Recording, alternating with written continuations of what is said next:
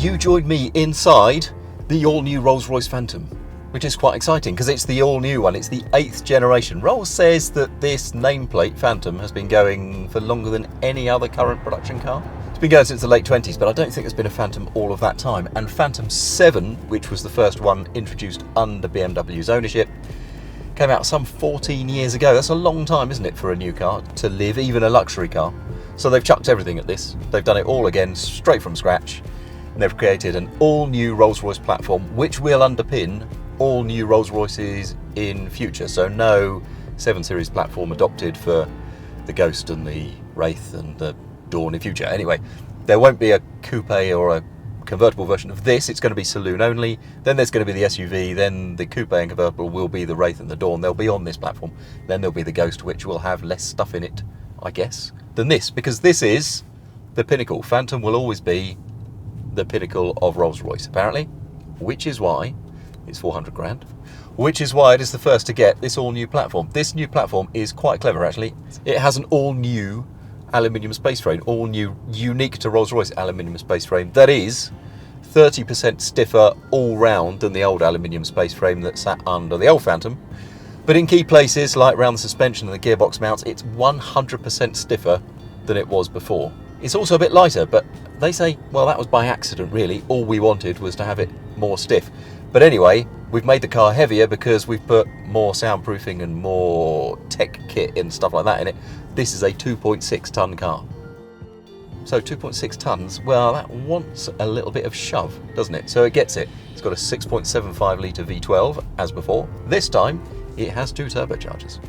It's actually the same block as you'll find in the Ghost, which is that BMW V12. Here they've stroked it out to 6.75 to get as much torque as they possibly can out of it, and flipping heck, has it got torque. 670 odd pounds-foot of it from 1700 RPM. Peak power is 563 at 5,000, but you're never going to get there. It revs to 6.5, you're never going to get there. This car does its best work, Rolls says, anything up to 2,500 RPM. Beyond that, kind of isn't in its remit, really.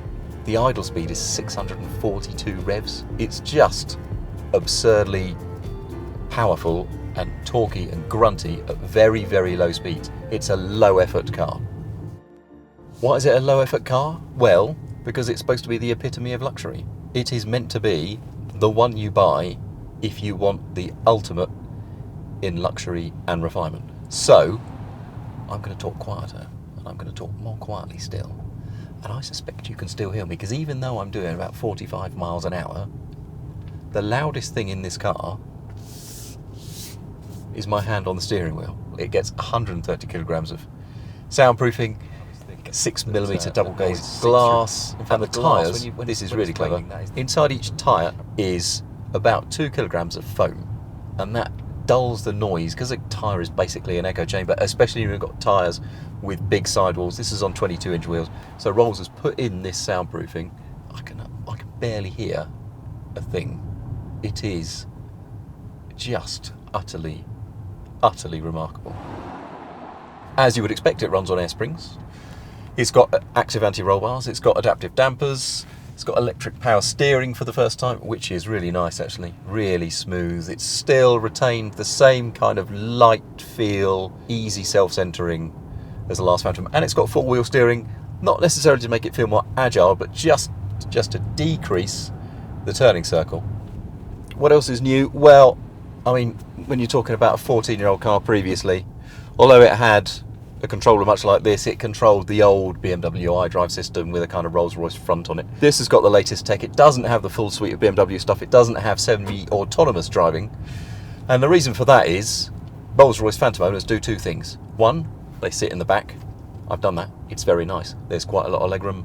It's very comfortable. You could sleep there for about a week. Or sometimes they say, you know what, I don't want to sit in the back. I want to sit in the front. I want to actually drive this car myself. I want the pleasure of spearing along, looking over that long bonnet. It doesn't have the kind of angled bonnet thing anymore. It's got a large sort of flat surface area. The boss, Torsten Muroff, says, I quite like that. You see the spirit of ecstasy reflected in it. It's like looking out over a lake. Yeah, okay. okay, I guess. But it's quite a nice view. You can see where it ends. And because the steering is precise, because the ride is smooth, and it's so smooth. It's so smooth, this ride. And because the car is so quiet, actually there is a real pleasure to be had from just driving it along in relaxed fashion. I mean, it's not a car that you would drive quickly through choice. I think it'll go quickly if you really want it to.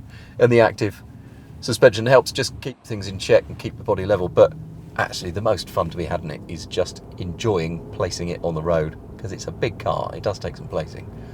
And it's really, actually, surprisingly sort of good fun. Not all of driving has to be totally sideways, does it? If you've got another car, and Rolls-Royce Phantom owners generally do, they have 20 or 50 or perhaps even 100 other cars.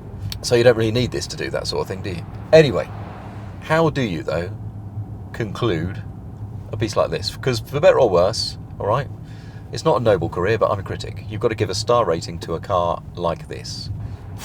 How do you give a verdict on a car that is going to be at least 400 grand, I should think? People will pay £1 million for it. You can have your own artwork along the dash in this little gallery.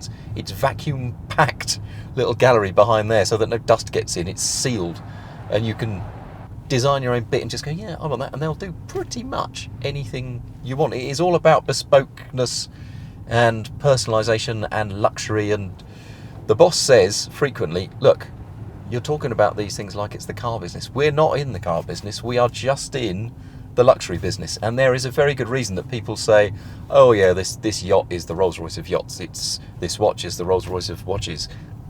This brand stands for luxury like no other. So that's kind of the only way you can review it, isn't it, really? That's the kind of the only verdict you can give. Is it more luxurious than any other car you can buy? Does it occupy a unique position in the market?